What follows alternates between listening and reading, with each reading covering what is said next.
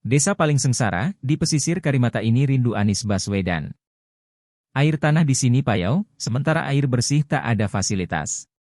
Makanya tiap kali hujan, kami harus menampungnya untuk berbagai kebutuhan sehari-hari termasuk untuk menanak nasi atau minum, kata Aditya, warga setempat.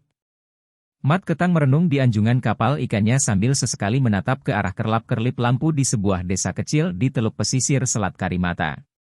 Juragan ikan yang juga tokoh masyarakat Provinsi Kalimantan Barat ini kemudian menghisap dalam-dalam rokok kretek kesayangannya. Asap mengepul dari mulutnya ketika dia berujar lagi, kasihan warga desa Kuala Karang. Mereka harus diungsikan ke lokasi yang lebih layak ketimbang terus-menerus hidup terancam maut seperti ini, dihajar oleh badai Karimata. Kalimatnya tertelan oleh gemuruh ombak Karimata yang menerjang bodi kapalnya, dan bergulung-gulung menerjang sepanjang pesisir Kuala Karang. Terjangan ombak yang kian kencang saban tahun terutama di musim badai tiap awal bulan Desember hingga penghujung Januari, telah membuat desa Kuala Karang terancam menyatu dengan laut akibat gerusan abrasi pantai terus-menerus. Kuala Karang sebagai desa paling terisolasi di Kalbar yang berada di tepi Karimata, selat yang menghubungkan Kalbar dengan Provinsi Bangka Belitung, Babel. Perjalanan dari Pontianak, ibu kota Kalbar ke Kuala Karang, harus ditempuh dengan kendaraan darat berkilo-kilometer di jalan rusak parah, yang dilanjutkan dengan menaiki perahu cepat, speedboat, menyusuri Sungai Kapuas, sekaligus mengikuti air sungai besar itu ke muaranya di Selat Karimata. Perjalanan dilanjutkan lagi dengan sekali menaiki feri untuk menyeberang sungai, kemudian kembali menaiki perahu cepat menuju desa tersebut. Desa Muara Karang sendiri didominasi oleh simpatisan calon Presiden Anies Baswedan dan Muhaimin Iskandar, duet pemimpin negara yang memakai singkatan kampanye Amin. Warga desa ini, saya yakin, seyakin-yakinnya adalah simpatisan berat Amin, walaupun mereka hanya mengenal sosok Pak Anies dan Pak Muhaimin dari siaran televisi. Itu pun mereka nonton di kota kecamatan Teluk Pakedai. Masalahnya sinyal internet di sini payah, tambah juragan kapal ikan ini. Bahwa warga desa Teluk Pakedai membutuhkan pemimpin negara sekelas Amin, menurut Mat Ketang, masuk akal. Sebab, selama negara ini berdiri, pembangunan nasional belum terasa menyentuh kehidupan nyata dari warga desa. Desa Kuala Karang sendiri pernah didatangi Surya Dharma Chandra, semasa menjabat Wakil Menteri ATR, BPN. Ketika itu, dalam catatan KBA News, Surya Dharma Chandra, yang kini juru bicara Timnas Amin, juga sempat menggelar pertemuan dengan warga di Balai Desa Kuala Karang.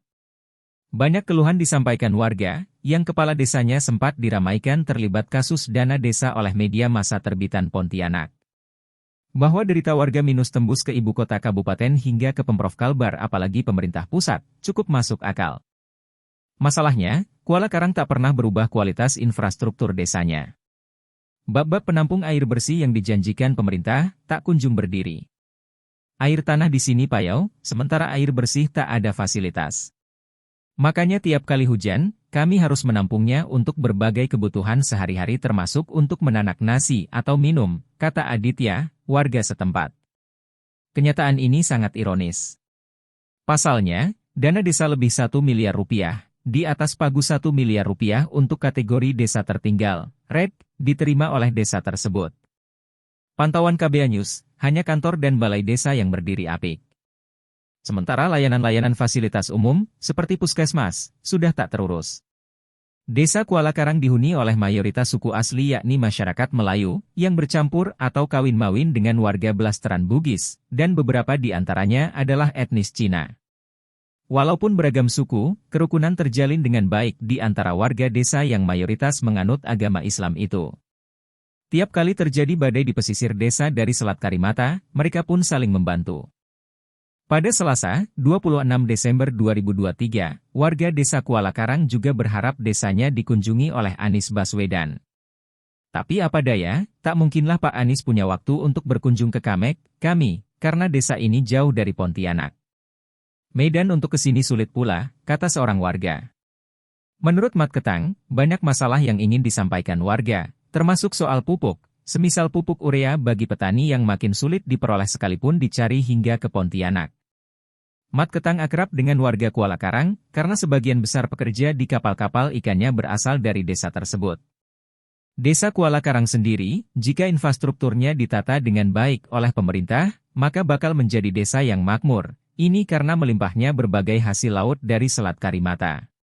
Beberapa warga desa ini juga menempuh perjalanan panjang, agar bisa bertemu Pak Anies di Pontianak hari ini, tapi sulit pula untuk bertemu langsung dengan beliau, tandas lelaki bertato berdarah Madura Bugis ini.